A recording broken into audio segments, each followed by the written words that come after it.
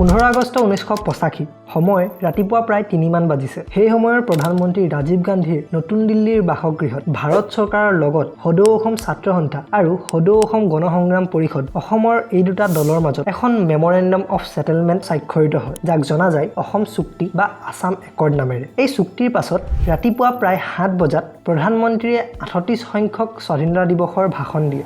मुझे बहुत खुशी है, मैं आपको आज बता सकता हूं कि कल रात को बल्कि आज सुबह करीब 2:45 बजे एक समझौता हुआ है आसाम के विद्यार्थियों और भारत सरकार के बीच में।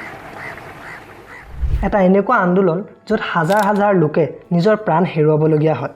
এটা এনেকুৱা আন্দোলন যিয়ে অসমৰ ইতিহাস চিৰদিনৰ বাবে সলনি কৰি দিয়ে। এটা এনেকুৱা আন্দোলন যিটো আৰম্ভও ছাত্ৰৰ দ্বাৰা হয়, চলিলেও ছাত্ৰৰ দ্বাৰা আৰু অন্তও ছাত্ৰৰ দ্বাৰাই হয়, যাক ফেমাছলি আসাম মুভমেণ্ট বা আসাম এজিটেশ্যন বুলিও জনা যায়।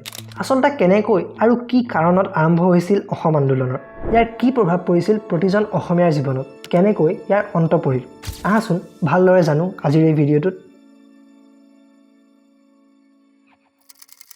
1979 চনত মঙ্গলদৈ লোকসভা সমষ্টিটোৰ সাংসদ আছিল হীৰালাল পাটোৱাৰী। সেই বছৰৰ মাৰ্চ মাহতে তেওঁৰ হঠাতে মৃত্যু হ'ল। ফলস্বৰূপে সেই সমষ্টিটোত 2 মাহৰ পাছত পুনৰ নিৰ্বাচন অনুষ্ঠিত কৰা হয়। এই ভোটদান প্ৰক্ৰিয়াটো চলি থকাৰ সময়ত তাৰে স্থানীয় ৰাইজে এটা কথা লক্ষ্য কৰিলে যে ভোটদান কৰা লোকৰ সংখ্যা আগতকৈ বেছি হৈছে আৰু ৰাইজে তৎক্ষণাত ইয়াত প্ৰশ্ন উত্থাপন কৰিলে আৰু এই বিষয়ত ভালদৰে তদন্ত কৰাত গম পোৱা গ'ল যে ভোটদান কৰা 77,000 লোকৰ ভিতৰত প্ৰায় 37,000 লোকৰ নাম ভোটৰ তালিকাত অন্তৰ্ভুক্তই নহয়। আৰু উল্লেখযোগ্য কথাটো হ'ল যে নাম নথকা লোকসকল আছিল অসমৰ সীমাতে লাগি থকা এখন নতুন দেশ বাংলাদেশৰ। ইয়াৰ পাছত সেই বাই ইলেকশ্যন কেঞ্চেল কৰি দিয়া হয় ইলেকশ্যন কমিশ্যনৰ দ্বাৰা। আনহাতে এই কথাটো সাধাৰণ ৰাইজৰ কাণত পৰাৰ লগে লগে সকলো ক্ষুব্ধ হৈ পৰিল। তেওঁলোকে এটা নিৰাপত্তাহীনতা অৰ্থাৎ ইনচিকিউৰ অনুভৱ কৰিবলৈ আৰম্ভ কৰে নিজৰ সাংস্কৃতিক, ৰাজনৈতিক আৰু ভাষিক অধিকাৰক লৈ। গতিকে যেতিয়া এনেকুৱা পৰিস্থিতি এটাই দেখা দিব, আমাৰ মনত এনেও এটা ভয় ভাৱ আহিবই। ইয়াৰে বিৰোধিতা কৰি 8 জুন 1979 চনত এটা 12 ঘণ্টীয়া বন্ধ ঘোষণা কৰা হয়।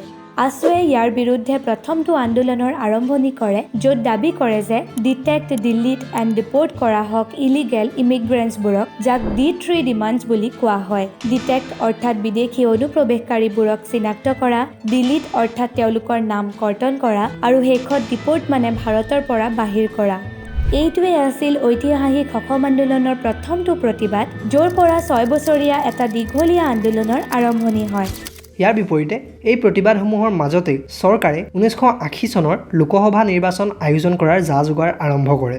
2 ডিচেম্বৰ 1969 চনত চিফ ইলেকশ্যন কমিশ্যনাৰ SL চাগদাৰে কয় যে অসমত 126টা বিধানসভা সমষ্টিৰ ভিতৰত 110টা সমষ্টিৰ তালিকা সাজু হৈছে আৰু বাকীবোৰ তালিকা পিছদিনা সাজু হ'ব। ইয়াক বৰ্জন কৰিবলৈ প্ৰাৰ্থীয়ে মনোনয়ন পত্ৰ দাখিল কৰা সকলো ভোটগ্ৰহণ কাৰ্যালয়ৰ সন্মুখত পিকেটিঙৰ ব্যৱস্থা কৰিছিল, অৰ্থাৎ প্ৰতিবাদ কৰিছিল। ব্ৰহ্মপুত্ৰ উপত্যকাত কোনো প্ৰাৰ্থীকে মনোনয়ন পত্ৰ দাখিল কৰিবলৈ দিয়া হোৱা নাছিল। 10 ডিচেম্বৰত মনোনয়ন পত্ৰ দাখিলৰ অন্তিম তাৰিখ। ৰাজ্যজুৰি বন্ধ ঘোষণা কৰা হয়। ৰাজ্যৰ প্ৰধান চহৰ গুৱাহাটীকে ধৰি বিভিন্ন প্ৰান্তত চৰকাৰে সান্ধ্য আইন জাৰি কৰে। আনহাতে বৰপেটাত তেতিয়াৰ IGP KPS গিলে আৰক্ষী বাহিনীক নেতৃত্ব দি এগৰাকী নেতাক মনোনয়ন পত্ৰ দাখিল কৰিবলৈ এস্কৰ্ট প্ৰদান কৰিছিল। বৰপেটা আছু ইউনিটৰ সাধাৰণ সম্পাদক 22 বছৰীয়া খৰ্গেশ্বৰ তালুকদাৰ এই মনোনয়ন পত্ৰ দাখিলত বাধা দিবলৈ গৈ পুলিচৰ গুলীত নিহত হয়। খৰ্গেশ্বৰ তালুকদাৰক অসম আন্দোলনৰ প্ৰথম শ্বহীদ হিচাপে সন্মান জনোৱা হয় আৰু সেইবাবেই আজিৰ দিনত প্ৰতি বছৰে 10 ডিচেম্বৰ দিনটো আমি শ্বহীদ দিৱস হিচাপে পালন কৰোঁ। ইয়াৰ পিছত আন্দোলন আৰু দৃঢ় হৈ পৰিল। সমগ্ৰ অসমত ঠায়ে ঠায়ে প্ৰতিবাদ দেখিবলৈ পোৱা গ'ল। 1980 চনৰ 7 অক্টোবৰত সদৌ অসম ছাত্ৰ সন্থাই আহ্বান জনোৱা বন্ধৰ সমৰ্থনত শোভাযাত্ৰাৰ নেতৃত্ব দি থাকোঁতে অনিল বৰাক আন্দোলনৰ বিৰোধিতা কৰা লোকে প্ৰহাৰ কৰি হত্যা কৰে। ইয়াৰ পিছত 18 ফেব্ৰুৱাৰী 1983 চনত অসম আন্দোলনৰ আটাইতকৈ কোলা অধ্যায়টো আমি দেখিবলৈ পাওঁ। নগাঁৱৰ 14খন গাঁৱত প্ৰতিবাদকাৰীয়ে প্ৰায় 3000 সন্দেহযুক্ত প্ৰব্ৰজনকাৰী লোকৰ হত্যা কৰে, য'ত বেছিকৈ শিশু আৰু মহিলা আছিল। এই ঘটনাই সমগ্ৰ দেশকে ধৰি বিশ্বক জোকাৰি ৰাখিলে, যাক আমি আজিৰ দিনত নীলি হত্যাকাণ্ড ৰূপে জানো। ইমানখিনি হোৱাৰ পাছত অৱশেষত 1984 চনৰ মাজভাগত আন্দোলনৰ মুখ্য নেতাসকলক চৰকাৰে মাতি পঠায় বুজাবুজিৰ মাজেৰে ইয়াক অন্ত কৰিবলৈ। 18 মাহৰ দীঘলীয়া নেগচিয়েশ্যনৰ অন্তত আছু আৰু সদৌ অসম গণসংগ্ৰাম পৰিষদে আৰু ভাৰত চৰকাৰৰ মাজত বুজাবুজি হয় আৰু শেষত 15 আগষ্ট 1985 চনৰ ৰাতিপুৱা 3 বজাত ঐতিহাসিক অসম চুক্তি স্বাক্ষৰিত কৰে। চুক্তিখন স্বাক্ষৰিত কৰিছিল প্ৰধানমন্ত্ৰী ৰাজীৱ গান্ধীৰ উপস্থিতিত। ইহাতে অসম আন্দোলনৰ প্ৰতিনিধি সদৌ অসম ছাত্ৰ সন্থাৰ জেনেৰেল ছেক্ৰেটাৰী ভিগু কুমাৰ ফুকন আৰু প্ৰেছিডেণ্ট প্ৰফুল্ল কুমাৰ মহন্তই, সদৌ অসম গণসংগ্ৰাম পৰিষদৰ জেনেৰেল ছেক্ৰেটাৰী বিৰাজ কুমাৰ শৰ্মা। আনহাতে চৰকাৰৰ প্ৰতিনিধিত্ব কৰিছিল আৰ.ডি. প্ৰধান আৰু chief secretary of government of Assam P P. ত্ৰিবেদীয়ে।